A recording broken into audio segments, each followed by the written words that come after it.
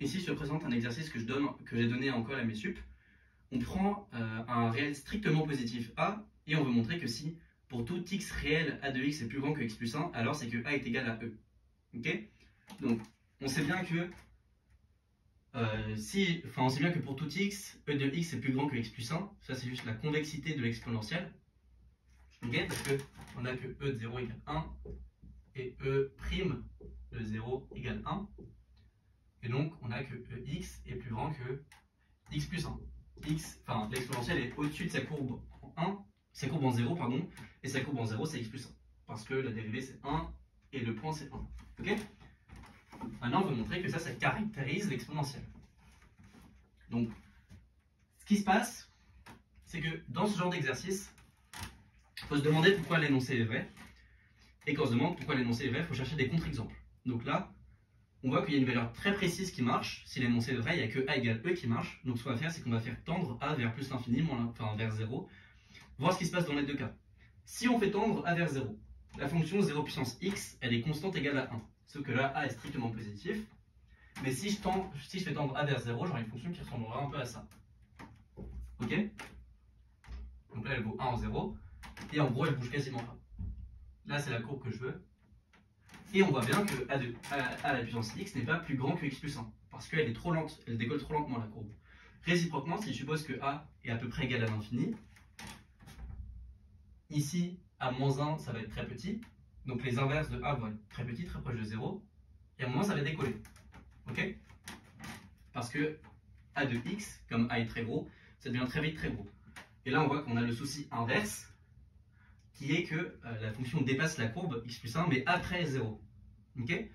Donc l'idée de l'exercice, ça va être de dire que si A est strictement plus petit que E, alors on dépasse par le bas, enfin on dépasse par la droite en bas, et si A est trop grand, la courbe va dépasser la courbe par la droite vers le haut. Enfin c'est ce qui se passe sur le dessin, quoi. Ok? Donc ce qu'on va regarder, c'est la fonction qui a x associé A de x moins 1. On sait que f est positive par hypothèse. Donc on suppose que quel que soit x, on a ça. Et ce qu'on a, c'est que f de 0 est égal à 1. Okay? Est égal à 0, pardon. Donc, tout de suite, on s'active. On a un extrémum local.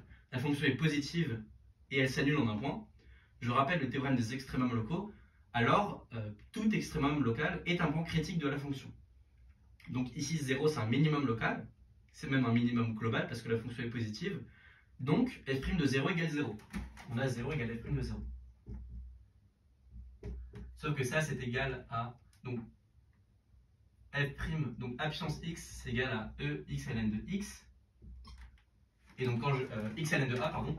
Donc, quand je dérive ça, je fais apparaître un ln de a devant l'exponentielle. Et quand j'évalue en 0, ça fait e0 ln de a, ça fait 1. Okay? Donc, f' de 0, c'est ln de a fois 1 moins 1. Ok? Donc si ln de a est égal à 1, c'est que... si 0 égale f' de 0, c'est que on a a égale e en passant l'exponentielle. Ok? Et on a terminé l'exercice. Donc ce qu'il fallait faire, c'était juste voir qu'en 0, on a une égalité entre a de x et x plus 1. Et donc comme la fonction est positive, on a un point critique. Okay? Donc, je rappelle la preuve de on a un extrémum local, alors f' de 0 égale 0. On va supposer soit f de i dans R, dérivable, et f de x mis extrémum local. Donc je rappelle l'énoncé, si j'ai ça, alors f' de x égale 0.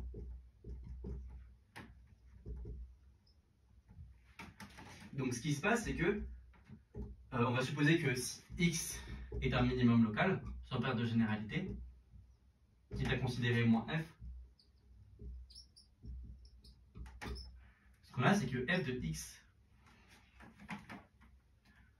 on va reprendre la définition de la dérivée. On a f de x plus h moins f de x sur h qui tend, h tend vers 0, vers f', vers f' de x. Ok? On a la différence, enfin le taux d'accroissement sur h qui tend vers, enfin on a le taux d'accroissement qui converge vers la dérivée. Ok? Maintenant, qu'est-ce qui se passe? Le terme au-dessus, tu remarqueras qu'il est toujours positif, parce que x c'est un minimum local. Donc à partir d'un certain rang, f de x plus h, c'est plus grand que f de x. Le terme du haut, il est toujours positif, mais le terme du bas, il peut être positif ou négatif, suivant que h est négatif ou positif. Ok? Donc si je regarde la courbe, ce qui se passe en gros, c'est que si je regarde h positif, je regarde ce qui se passe ici, je constate que la fonction croît à droite, donc la dérivée doit être positive. Maintenant, si je regarde à gauche, je constate que la fonction décroît à gauche, donc la dérivée doit aussi être négative. Donc la dérivée est nulle. C'est simplement ce que dit le calcul ici. Donc ça c'est positif si h est positif, et c'est négatif si h est négatif. Okay? Et donc en faisant tendre vers 0, à la fois dans les points strictement positifs et les points strictement négatifs, on a l'égalité. J'ai pas écrit ici, mais x doit être intérieur. Ok? Ce résultat-là, il devient faux si on a un résultat qui est à l'extrémité. Par exemple, si je coupe le segment ici, je regarde une fonction qui est définie ici, là, on voit que ici, ce point-là, c'est un minimum local, c'est même un minimum global, mais on n'a pas que f' de 0 égale 0, parce qu'on ne peut pas faire l'astuce de partir en arrière et en avant. Ok? Donc, il faut que x soit en point intérieur. C'est-à-dire que si I c'est le segment AB, alors il faut que x soit dans l'intervalle ouvert AB. Ok? Donc à retenir, minimum extrémum local implique f' de x égale 0, et aussi l'inégalité e de x plus grand que x plus 1, c'est très utile. Voilà.